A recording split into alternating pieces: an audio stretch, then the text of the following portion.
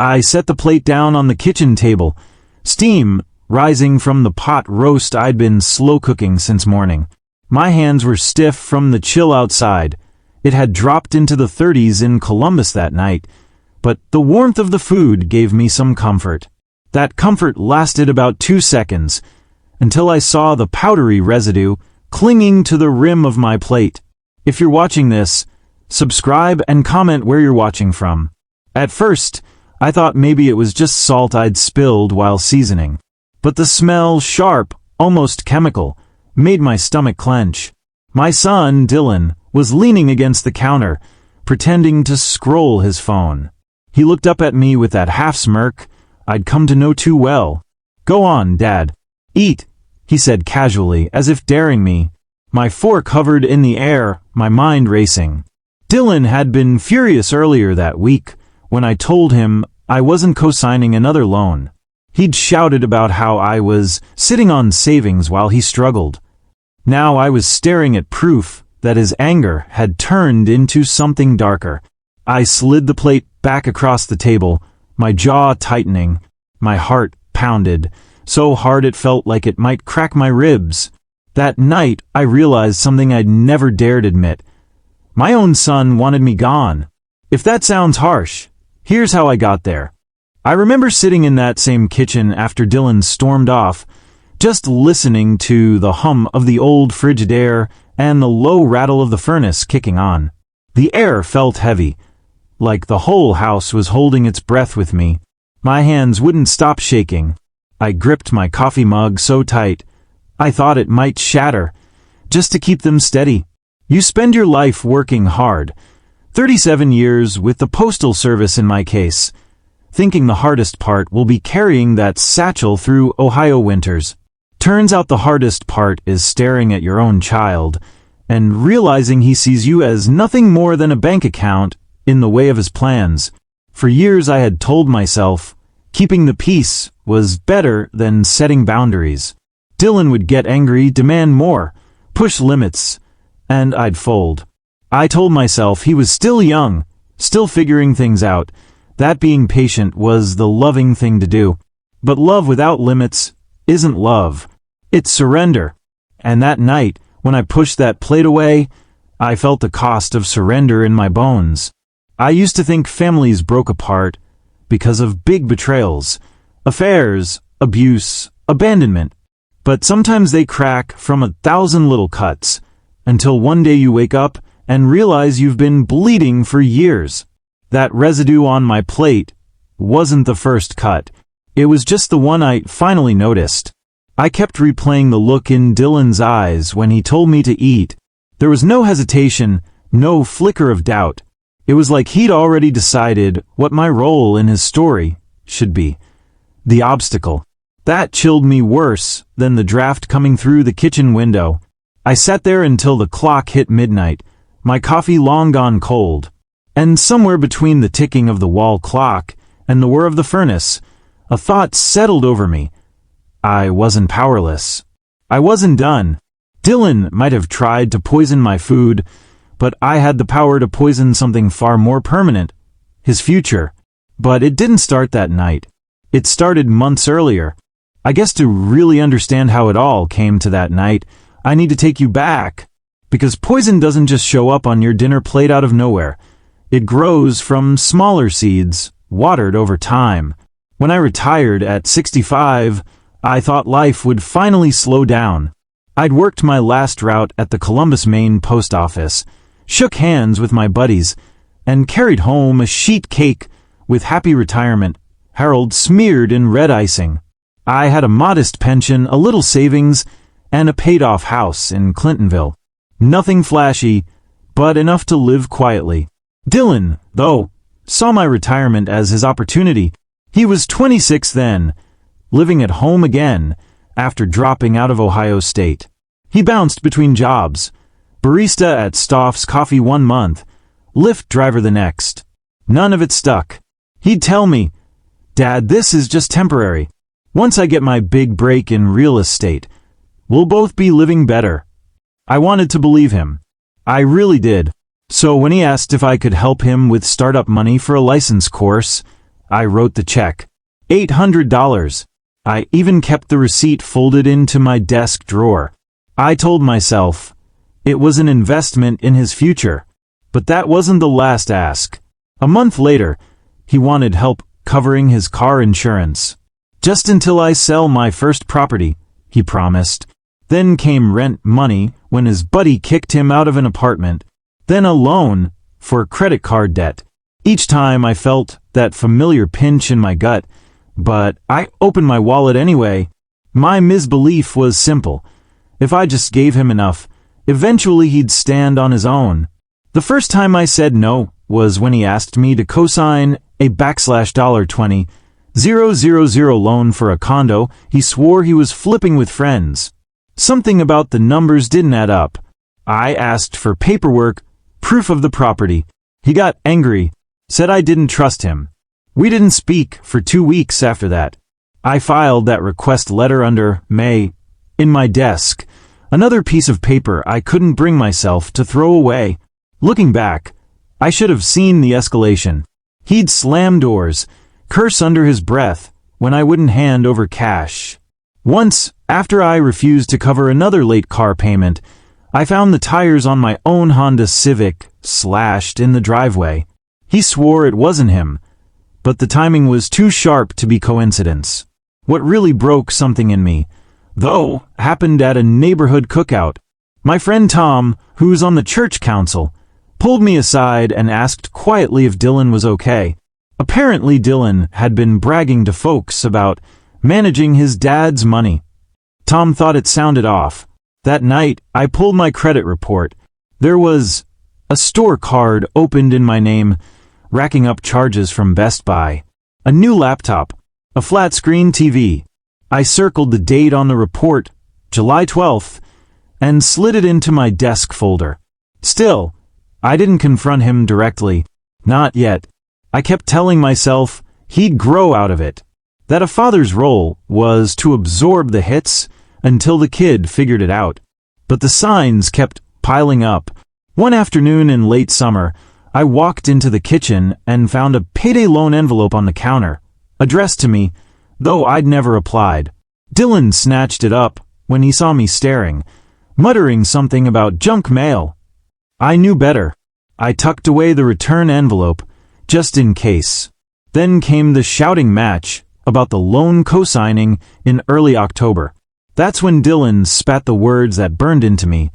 "You're just hoarding money you'll never use. Better off if you were gone." It should have terrified me then. But I laughed it off nervously, poured myself a bourbon, and told myself kids say cruel things when they're desperate. The night with the tainted pot roast proved otherwise. By then I had a drawer full of papers, receipts for loans, my circled credit report, the payday envelope, and that fake condo request letter. I hadn't called the police. I hadn't frozen him out. All I'd done was collect scraps of evidence, like a man preparing for a storm he didn't want to admit was coming. Which brings me to the plan I should have made sooner. I spread the folder on the kitchen table and sat down like I was getting ready for a meeting I couldn't postpone. I'd learned enough to stop hoping things would fix themselves. My plan had to be clean, legal, and surgical. No yelling into the night. No threats, no tricks. I wanted consequences that mattered. Contracts enforced, debts acknowledged, access cut off, and his credit slope made steep enough that his schemes wouldn't be easy to repeat. I told myself I would follow the rules, every single one. First step, paper.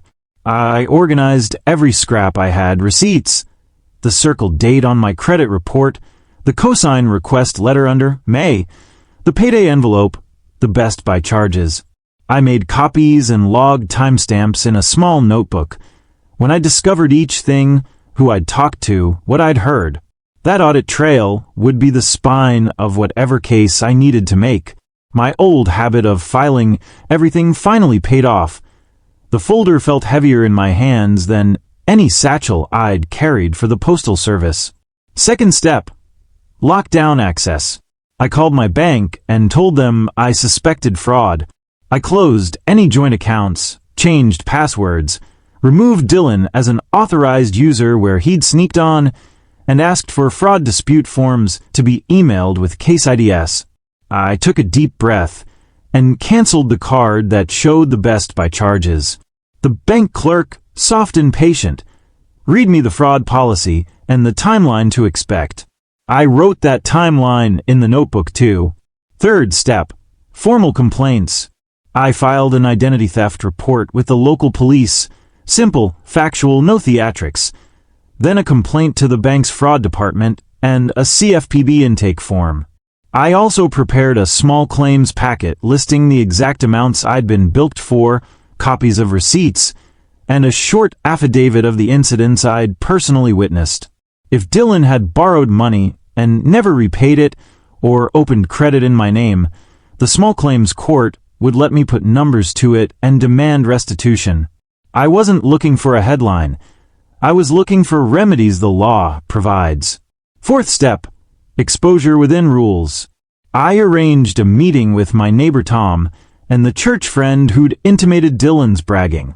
I asked Tom to be a witness to how Dylan had spoken about managing my money, and I asked our county clerk about public record options, if there were liens, judgments, or filings I could use to show a pattern. I learned I could request certified copies of certain creditor filings and use those in court. I tucked those possibilities into the plan like extra tools in a toolbox. Fifth step, a timer. I set a clear deadline for myself. Within 30 days I wanted the bank disputes filed, the police report documented, and my small claims suit served if the bank didn't resolve the fraudulent charges. Why 30 days? Because Dylan had been angling to co-sign another loan before month's end, and I needed to block any credible attempt at leveraging my name again. Deadlines make plans move. They also raise stakes. If nothing changed in 30 days, I'd escalate to small claims and open the public record trail. Throughout all of this, I kept reminding myself of the ethics of it. No cruelty, only consequences. I wasn't out to ruin him for the sake of it. I wanted him to face the reality of his actions, and for me to be safe. My revenge, if you can call it that, would be a string of lawful responses that left a paper trail he couldn't pretend away. It would be proportionate, measured, and final in the way the law allows. I closed the folder, feeling steadier than I had in weeks. I left one copy on the table and slid another into the top drawer with my old receipts. I poured myself a cup of coffee and set my notebook beside it like a timetable. I could almost imagine the first hearing, the clerk stamping a copy, the small slip of paper that turns private pain into public record. Then the pushback started. It didn't take long for Dylan to notice. The first call came 2 days after I'd closed the joint card. My phone lit up with his name, and before I could even say hello, he was already barking into the receiver. "What the hell, Dad? My card got declined at the pump. Do you have any idea how humiliating that was?"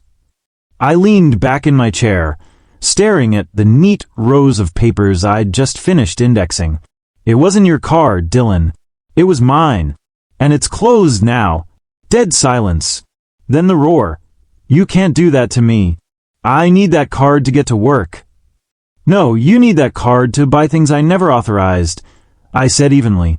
"The bank's investigating. If there was fraud, they'll figure it out." The slam of his hang-up echoed louder in my chest than in the room. That was the first real sign the tide had shifted. But the complications came fast. First, Dylan showed up at the house unannounced. He stormed into the kitchen like he owned the place, his eyes scanning the counter until they landed on the folder. "What is this?" he demanded, slapping the papers with the back of his hand.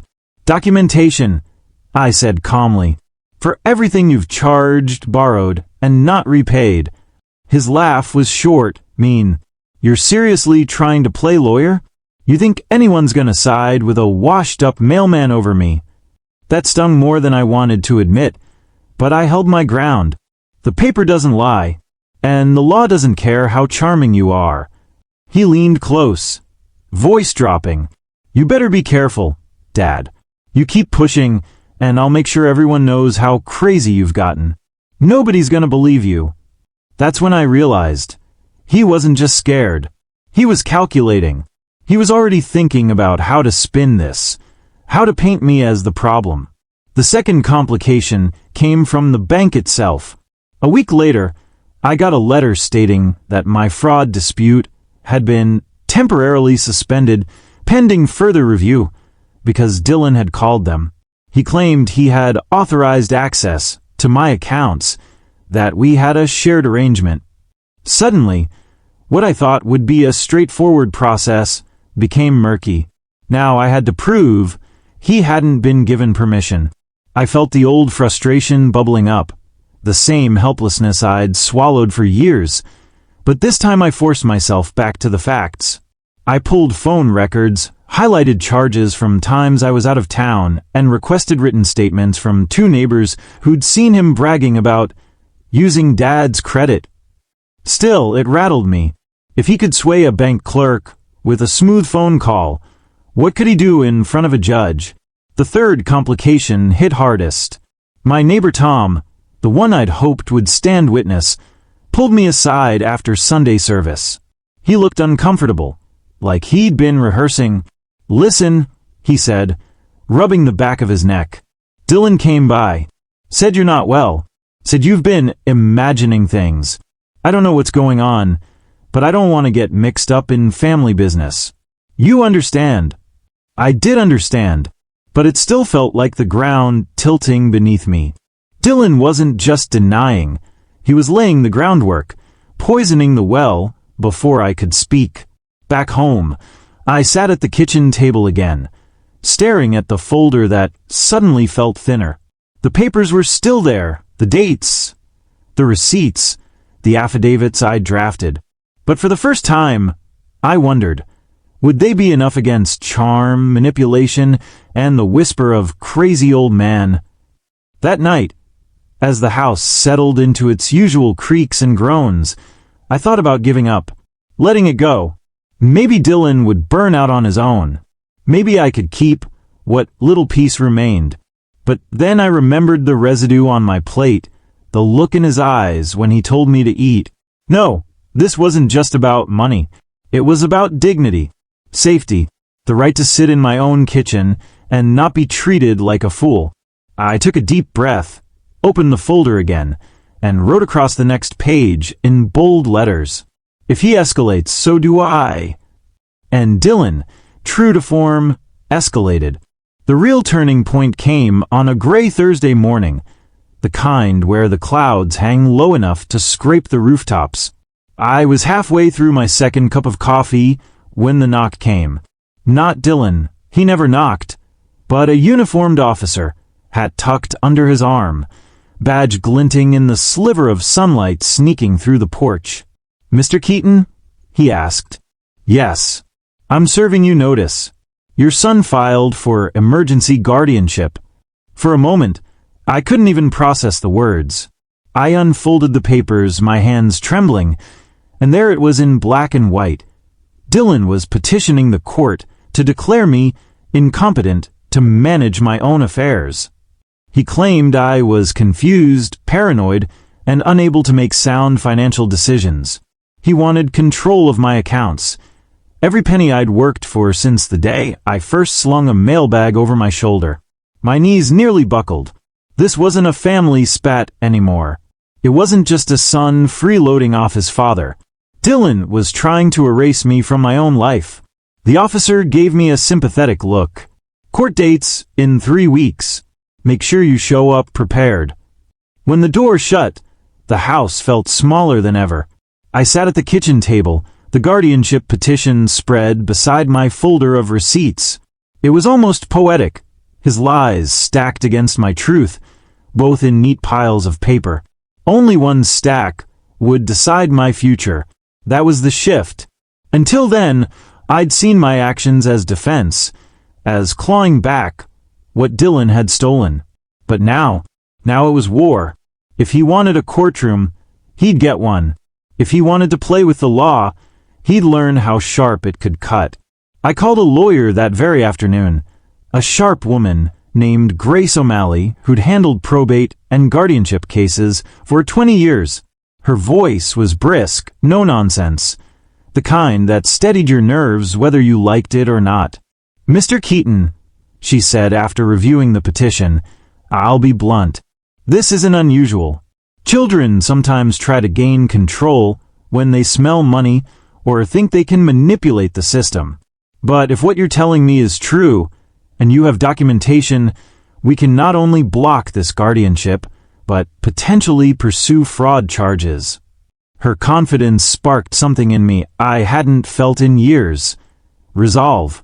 I spread everything on her desk the next morning. Receipts, timelines, the credit card statements, even my notebook of Dylan's boasts and threats. She flipped through it with the focus of a surgeon. "This," she said, tapping the notebook, "is gold. Contemporaneous notes carry weight. And if you have neighbors willing to testify, even one, we can counter his narrative." I hesitated. "He's been getting to people, telling them I'm losing it." Grace nodded. "Then we'll subpoena records. Banks, creditors. Hard data doesn't care about gossip." For the first time, I felt like I wasn't alone. The shift didn't just change the legal battle, it changed me. I stopped moving through the days like a ghost in my own home. I got up earlier, shaved, ironed my shirts, started eating proper meals again. Not because I wanted to look good for Dylan, but because I wanted to look like myself in front of that judge. And Dylan, he ramped up. Calls at all hours, sometimes pleading, sometimes screaming. "Dad, why are you doing this? You know you can't handle your money. I'm just trying to help you." Then, without missing a beat, "If you don't back off, I'll make sure they put you in assisted living. You'll rot there while I take care of everything." Every threat only made me steadier. Every manipulation only reminded me why I was fighting. The midpoint wasn't just about Dylan making his move, it was about me making mine. For the first time in my life, I wasn't the father trying to keep the peace. I wasn't the man covering my son's tracks or swallowing my pride to avoid a blow-up. I was a man drawing a line in ink and daring him to cross it. And he would cross it. Of course he would. That was Dylan's way. But what he didn't realize was that the game had changed. He thought he was pushing around the same old man who had let him charge a TV on his credit card, who had turned a blind eye when borrowed money never came back. What he didn't see was the steel underneath. The part of me that had walked 12 miles a day in snow and sleet, that had carried more weight than any satchel could hold, that had endured far worse storms than his tantrums. That Thursday morning, when the officer handed me those papers, Dylan thought he'd delivered the final blow. What he actually did was flip the board. The guardianship case wasn't the end. It was the beginning. I walked into the bank at 9:12 a.m., and handed the teller my fraud packet like it was a set of marching orders. The teller looked up at the stack of copies I'd brought, the Best Buy receipt with a $1, $299.99 total circled, the payday loan envelope with a routing number I didn't recognize, the credit card statement with charges at 2:14 a.m. on nights I'd been at the post office. She tapped them, typed a few things, and said, "We'll flag these and issue provisional credits while we investigate." I asked for the case ID and wrote it in my notebook. Bank 0418-9:12. Numbers make things real. They make them hard to spin. County clerk 3:40 p.m. was next. I requested certified copies of a debt collection filing and the homeowner's lien search. Small things on their face, but useful when you want a judge to see a pattern. The clerk, soft-voiced and efficient, charged me $12.50 for the certification and handed me 2 stamped pages. I tucked them behind the Best Buy receipt like another card in a layered deck. That week was a blur of micro scenes. Small claims court, 10 a.m. for a filing. Police station, 2:30 p.m. to add an affidavit to my identity theft report. Grace's office at 4:45 p.m. to draft an opposition to the guardianship. In court, I met the clerk, who placed my filing stamp over the edge of the envelope. At the police station, the detective asked gentle, precise questions and recorded my answers. In Grace's office, we rehearsed how I'd answer the judge. I said, "I paid these bills and I did not authorize these charges," and she tightened the story into a clear timeline that a stranger could follow. Those human exchanges, short, factual, edged with fatigue, kept the narrative from fraying. There were quieter, ordinary movements that kept the plan breathing. Photocopying documents, lining receipts in date order, calling creditors, and repeating the same calm sentence until someone recorded it verbatim. Walking the dog past the diner at 6:05 a.m. and thinking through my testimony.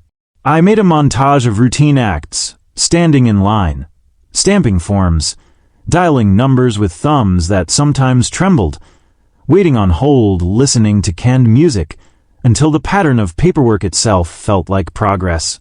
I subpoenaed phone records to prove he'd called the bank at 11:17 p.m. on the 7th. I brought in my calendar showing I'd been at a union meeting at 8 p.m. that night. Grace coached me on concise answers. Point to the document. Don't editorialize. I practiced in the mirror. I discovered the charges on July 12th. I never authorized them. I contacted the bank on August 3rd at 9:12 a.m. Precision was its own weapon. One afternoon at 1:10 p.m., I stood outside Dylan's apartment complex and watched him leave for work through the windshield of his car. I called Grace from the car, and she told me to hold. Evidence, she said, is less about theatrics and more about timing. We arranged for a process server to serve him with notice of the small claims suit and a demand for repayment. The server sent a text confirmation. Served 2:45 p.m. I wrote that down. Served. The word felt good on the page. There was one human exchange that cut deeper than the rest. At 5:30 p.m., I met with Tom on his porch. He hesitated, then said, "I'd rather not testify if it comes to that." I told him the truth. "If you saw him brag, Tom, I need you. You don't have to be my enemy to help me be safe." He didn't promise a courtroom appearance that day, but he agreed to a sworn statement. Small things, $12.50 stamps, a served text, a neighbor's signature, accumulate into a legal habit that's harder to gaslight. By the second week, I had a checklist for each day. Dispute case IDs, certified copies, subpoenas served, statements notarized. I watched numbers pile up across my notebook like stepping stones. $1, $299.99. $12.50. Case ID Bank 0418-9:12. Served 2:45 p.m. Those figures were not just math. They were the scaffolding of my defense. On the morning I walked into court for the guardianship hearing, I felt the plan's weight transform into a clear motion. I had microscenes to point to, names who had spoken, documents stamped and dated. I spoke into the quiet of the courtroom and laid out the timeline. The judge asked a few pointed questions. Dylan's attorney tried to paint me as forgetful. I countered with receipts, timestamps, and witnesses. The clerk stamped the temporary order in a way that favored me. No transfer of assets. No emergency guardianship granted. I thought that would be the end of it. I was wrong. When the judge denied Dylan's emergency guardianship petition, I felt the kind of relief that hums in your bones. Grace gave me a small nod, the corners of her mouth tight, but satisfied. I walked out of the courthouse that morning breathing air that felt cleaner than it had in months. For once, I wasn't the one bowing my head. I'd stood up, told the truth, and the law had listened. I thought maybe that would be enough to knock sense into Dylan. That maybe standing in front of a judge and having his lies laid bare would shake him awake. For 2 days, I let myself believe it. I sat on the porch, read the paper, watered the flowers in the front yard. I even made a pot roast, the first real meal I'd cooked for myself since the night of the poison plate. But victory has a way of making you let your guard down.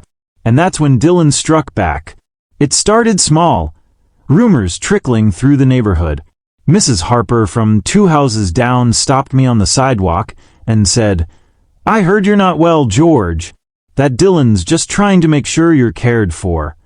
She patted my arm, her face full of pity, and I knew where she'd heard it from. Then came the phone calls. Bill collectors, one after another, asking about accounts I didn't recognize. A furniture store in Cincinnati claiming I'd opened a line of credit. A payday lender out of Columbus demanding repayment on a loan dated just 2 weeks prior. My heart sank as I wrote down each name and balance. Dylan hadn't stopped. He'd doubled down. The worst blow came 3 weeks later. I got a letter from my pension administrator, the retirement fund I'd counted on since the day I turned in my last postal uniform. The letter said a change of address request had been processed, and monthly payments would now be directed to a new account. My stomach dropped so hard I had to sit down. Dylan hadn't just been skimming around the edges anymore. He was trying to drain the core of my life. I spent the next 48 hours on the phone, rattling off case numbers, faxing affidavits, demanding reversals of changes I hadn't authorized. Every call ended with the same scripted apology. "We're sorry for the inconvenience, Mr. Keaton. We'll investigate." Investigate. While Dylan kept finding cracks to slip through, Grace called me into her office the following Monday. She leaned across her desk, eyes sharp, voice low. "He's escalating because he lost in court. He's trying to provoke you, make you look unstable, so he can renew the guardianship petition with more ammunition. Don't give him what he wants." I told her about the pension attempt. Her jaw tightened. "That's criminal. We'll add it to the fraud file. But you need to prepare yourself. This isn't over. He's going to make sure of that." That night, I sat in the kitchen with the lights off, just listening to the house. Every creak in the wood, every rustle of wind through the siding felt like Dylan outside, watching. I caught myself staring at the phone, waiting for it to ring with the next crisis. And that's when I realized he had shifted the battlefield. I'd won in court, but he was dragging me into a war of exhaustion, one where he didn't need a judge's gavel, just persistence and my own weariness. I poured a whiskey, something I hadn't done in years, and stared at the folder that had once made me feel strong. Now it felt like sandbags against a flood. The apparent victory had backfired. Dylan had lost one door but found 3 windows. And every time I patched one, he pried open another. The war wasn't about money anymore. It was about breaking me down until I couldn't stand back up. I looked at the folder and whispered into the empty room, "Not yet, son. Not yet." But deep down, I knew the next strike was already on its way. I didn't expect the revelation to come from something so ordinary. I was sorting through the pile of mail on my kitchen counter, tossing aside credit offers and flyers, when I found an envelope tucked in between. It was from the bank, my old checking account Dylan had tried to siphon. Inside was a notice, nothing more than a copy of an email trail. At first, I almost threw it away, but one line stopped me cold. The contact email Dylan had listed for verifications wasn't his usual Gmail address. It was one I hadn't seen before, Keaton Legal Trust / at Outlook. I read it twice, my throat tightening. He hadn't just been trying to sneak my money. He'd been setting up a shell trust in my name, something that looked legitimate to an outsider. I grabbed my folder, the one I'd started months earlier, and flipped back through the documents I'd saved. Receipts, correspondence, copies of everything he'd tampered with. And there it was, hidden in plain sight. A furniture loan agreement with that same fake email listed as my alternate contact. A payday loan contract using a similar variation. He wasn't sloppy. He was methodical. Grace confirmed what I feared when I showed her. He's building a paper trail to argue that you're incompetent. Think about it, George. If he can show multiple accounts, loans, addresses tied to you, and you look confused about them, it paints you like you've lost control. Then he comes in as the responsible son to clean it up. I sat there in her office, gripping the edges of the folder until my knuckles hurt. So all those rumors, the collectors, even the pension stunt, it wasn't just greed. He's staging me as unfit. Grace nodded. Exactly. He doesn't just want your money. He wants the narrative. That word narrative echoed in my head the whole drive home. Dylan was rewriting me, turning me from a man who'd worked 40 years for his pension into a caricature of decline, a helpless old man who needed his son to take the wheel. But here's the thing Dylan didn't count on. I still had my receipts. Literally, I had time-stamped affidavits, notarized signatures, letters I'd mailed certified. And now, I had a thread tying all the scattered fraud attempts to one orchestrated scheme. I spread everything out across my kitchen table that night. The pension letter, the loan documents, the fake email, even the scraps of gossip neighbors had passed along. Piece by piece, the story snapped into place. Dylan wasn't just reckless. He was building a false version of me on paper. And that was when the truth hit me like a hammer. This wasn't just about stopping him anymore. It was about reclaiming my own name. I leaned back in my chair, staring at the neat rows of papers, and whispered, "Now I know exactly where to stand." I didn't sleep much after that night at the kitchen table. The evidence was spread out in front of me like puzzle pieces, and for the first time in months, the picture wasn't of me being victimized. It was of Dylan caught red-handed. He'd built his little tower of lies, and I had the receipts to knock it down. The next morning, I drove straight to Grace's office. She looked at the stack of papers I carried in, the new bank notice on top, and gave a low whistle. "This ties it together, George. Fraud, forgery, attempted misappropriation of benefits. He wanted to stage you as incompetent. We'll show the court he's the one playing puppet master." We spent the rest of the week preparing. Grace filed a petition not just to block Dylan's guardianship permanently, but to pursue criminal investigation into his fraudulent use of my name.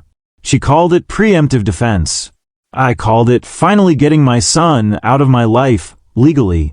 At 9:12 on a Thursday morning, we were at the county courthouse, filing the thick packet of documents.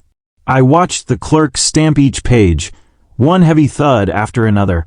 That sound, it was like a drumbeat of justice.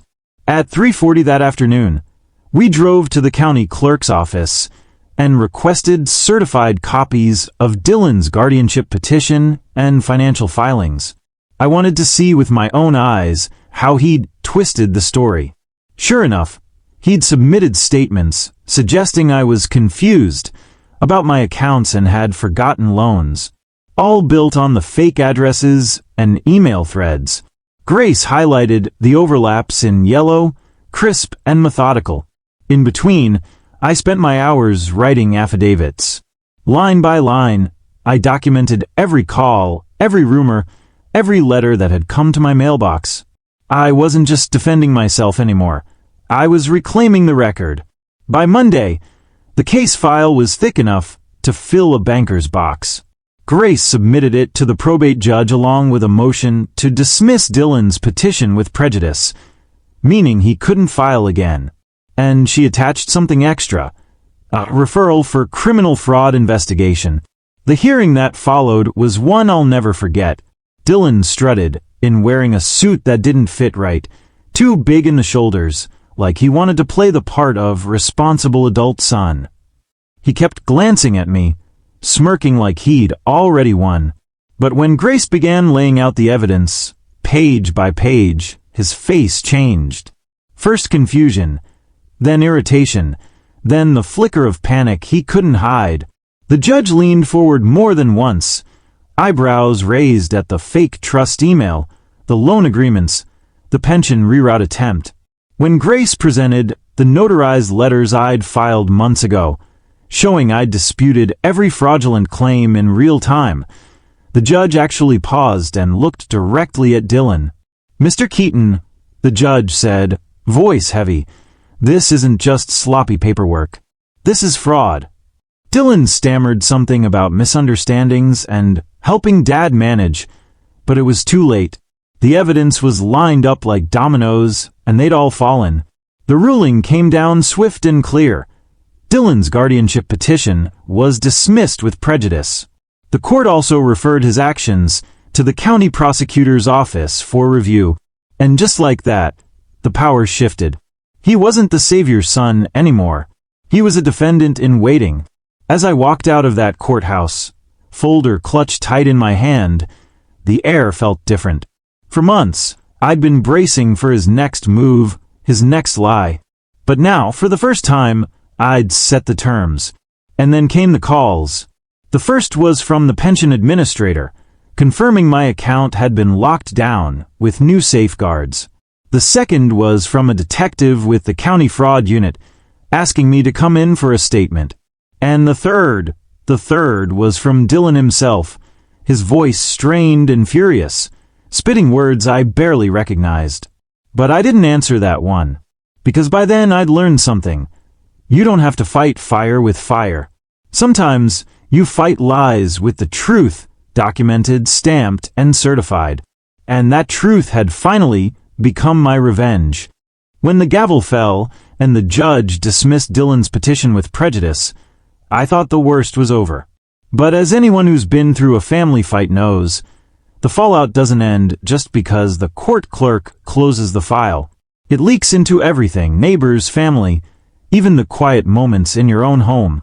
The first ripple came 2 days later. I was sitting on the porch, coffee in hand, when Mrs. Harper, the same neighbor who'd once given me that pitying look, walked over with a plate of cookies. She said softly, "I owe you an apology, George. Dylan told us you were slipping, that you weren't safe alone." She looked down, embarrassed. I should have known better. I thanked her, and while I didn't take her apology as lightly as those cookies, it meant something. Word was getting around. Dylan's version of me was starting to crumble. The second ripple was harsher. Dylan showed up at my front door one evening, fists clenched, eyes wild. He shouted through the screen door, "You ruined me. Do you know what you've done?" His voice cracked in a way I hadn't heard since he was a teenager. For a split second, I saw my son, not the schemer, not the fraud, but the boy who used to ask me to fix his bike chain. But then he spat on the porch and stormed off, and the moment was gone. A week later, Grace called me into her office again. She had a folder in her hands, and a look I'd come to recognize businesslike, but edged with caution. "The county prosecutor is reviewing the case," she said. "Fraud charges aren't guaranteed, but given the documentation, Dylan's in serious jeopardy." I sat there in her office, chewing that over. My own son, possibly facing charges that could land him with a criminal record. Part of me wanted to pull back, to say enough was enough. But another part, the part that remembered the poison plate, the fake trust, the way he tried to erase me, knew there was no undoing what he'd set in motion. Dylan had made his choices. I'd only shown the truth. The biggest consequence, though, wasn't legal. It was personal.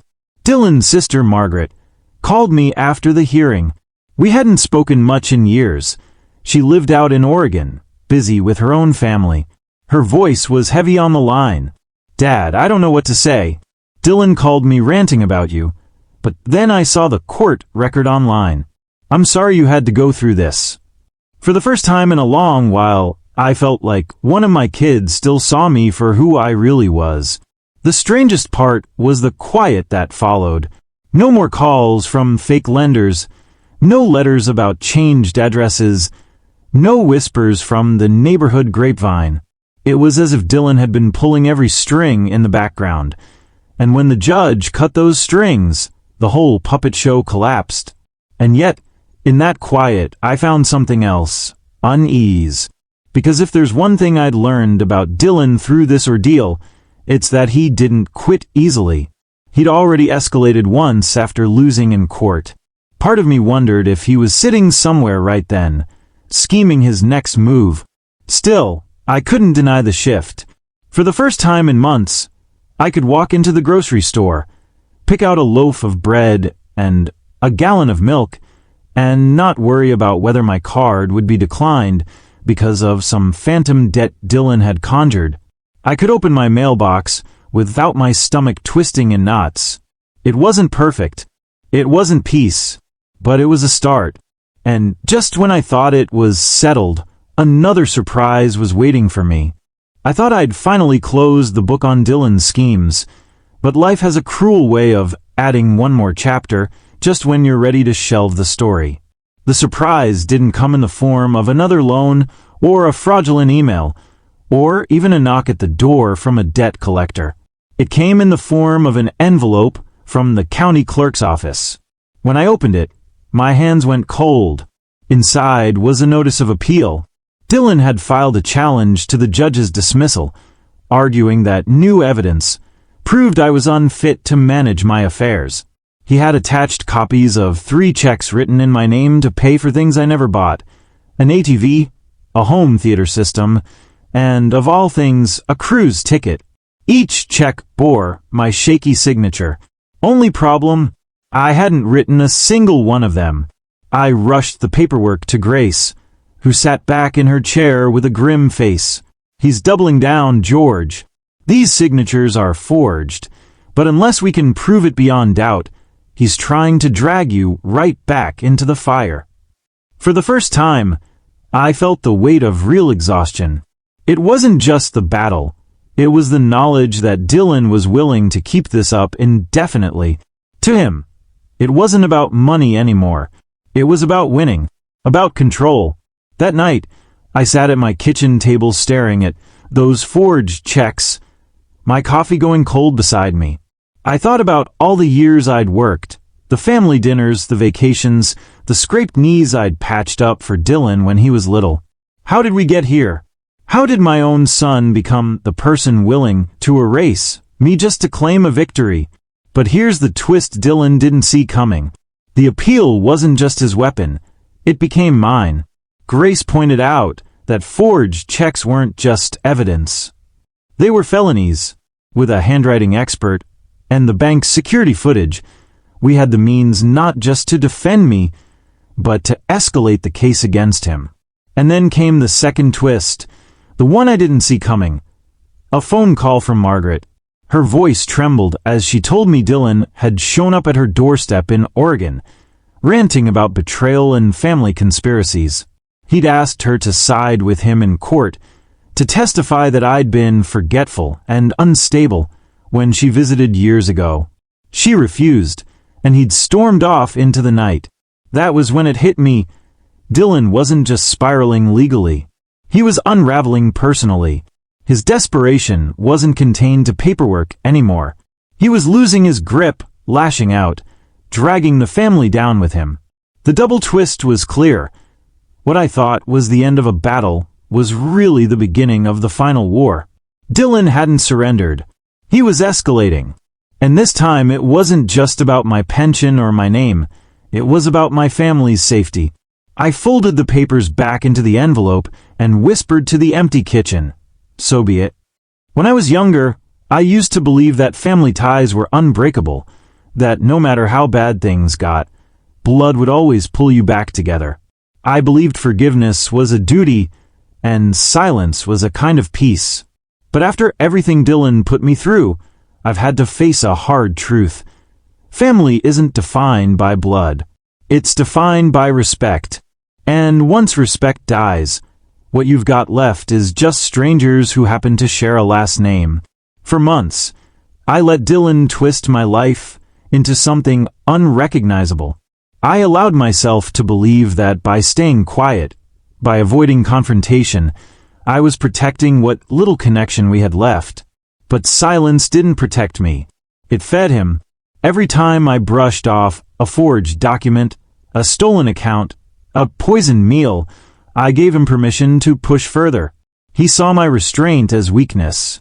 The lesson hit me in pieces, through Grace's steady counsel, through neighbors like Mrs. Harper finding the courage to apologize, through Margaret's voice on the phone when she finally stood by me instead of him. Respect isn't begged for, it's earned. And when someone you love refuses to show it, you have two choices. Either let them bury you under their contempt, or draw a line so firm they can't cross it without consequences. Dignity, I've realized, isn't something other people hand you. It's something you defend, even if it means standing alone. Especially if it means standing alone. Revenge wasn't what I set out for. At least, not in the sense Dylan probably thinks. My goal was never to destroy him. It was to protect myself, to make sure the story of who I am wasn't rewritten by his lies. And in doing so, I found a kind of justice. Not just in the courtroom, but in my own heart. I learned that holding people accountable isn't cruelty, it's clarity. There's an old saying that revenge is a dish best served cold. But in my case, revenge wasn't about temperature at all. It was about cleanliness. I didn't want my hands dirty with the kind of venom Dylan carried. I wanted my actions sharp, deliberate, and lawful, because that's the kind of revenge that lasts. Not an outburst, not a shouting match, but a verdict, a record, a truth that can't be erased. If there's a theme to all of this, it's that age doesn't make you powerless. People like Dylan count on that assumption, that because you're older, slower, maybe a little tired, you'll just give up. But we don't lose our voices when we turn 70. We don't lose our right to be heard. What we lose, if we're not careful, is the courage to demand it. I won't pretend it doesn't hurt. Knowing my own son saw me as a mark, as an obstacle to bulldoze, has cut deeper than any financial wound. But there's also relief in facing the truth head-on. I can't fix Dylan. I can't make him the boy who used to ride his bike into the driveway, grinning, asking me to race him. That boy is gone. What I can do is protect myself from the man he's become. And maybe that's the real lesson. Revenge isn't about punishing others. It's about refusing to let them define you. About taking back the pen when someone else tries to write your story. I've done that now. And no matter what happens next, whether Dylan appeals again, whether he stumbles further down this path, he'll never own my name, my dignity, or my peace. Those are mine, and I intend to keep them. The morning after the last hearing, I woke up before sunrise. Old habits die hard. I shuffled into the kitchen, brewed a pot of coffee, and stepped out onto the porch with my mug in hand. The world was quiet, just the hum of crickets, and the faint glow of the street lamp down the block. For the first time in what felt like years, my chest didn't feel like it was carrying bricks. I sat there watching the sky shift from gray to orange, listening to the slow stretch of the neighborhood waking up. And I thought about how close I'd come to losing myself, not to age, not to illness, but to the narrative my own son tried to trap me in. Dylan wanted me to be small, to be silent, to be erased. But here I was, 70 years old, breathing in the cool September air, still standing. The mailbox caught my eye across the yard. For months, it had been a source of dread, stuffed with fake bills, poisoned words, and threats in the shape of paperwork. Now it stood there plain and ordinary, a simple box on a post. I walked over, opened the lid, and found nothing but the local paper and a coupon flyer. Just ordinary mail. I can't tell you how good ordinary felt. I carried the paper back to the porch and thought about my father. He used to say, "A man isn't measured by what he earns, but by what he won't let others take from him." Back then, I thought he meant money. Now I understand he meant dignity. He meant your name, your truth, the story of who you are. That's what Dylan tried to steal from me, and that's what I fought to protect. When neighbors pass by now, they don't look at me with pity. They nod. Some even wave. Margaret calls me once a week, and though our conversations are short, they're steady. I know Dylan is out there somewhere, still angry, still convinced he's the victim of a conspiracy. Maybe one day he'll hit bottom and see the wreckage he's caused. Maybe not. That part isn't mine to control anymore. What I do control is how I live from here on out. And I've decided I won't live in fear of my own blood. I'll live with my head up, my papers in order, and my porch light on. So if you're listening to this, if you've ever been told you're too old, too tired, too powerless to fight back, hear me clearly. Don't let anyone, not even family, rewrite your story.